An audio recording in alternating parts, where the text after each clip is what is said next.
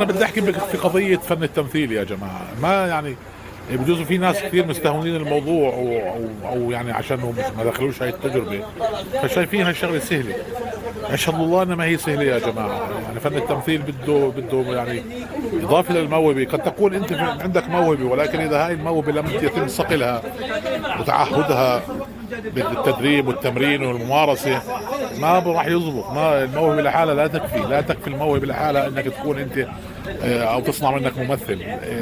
عمليا الفنون كلها بشكل عام، وعلى الاخص الفنون الادائيه، بدها ممارسه وبدها خبرات وتجارب وثقافه وكثير. وبعدين اللي بصير ممثل يعني في شيء اسمه ادوات الممثل، يعني لازم يكون عنده هاي الادوات اللي هي فيما يتعلق بالخيال، فيما يتعلق بالمعرفه، فيما يتعلق بالخبره، فيما يتعلق متابعته لكثير من الاعمال الدراميه، المسلسلات، الافلام والتركيب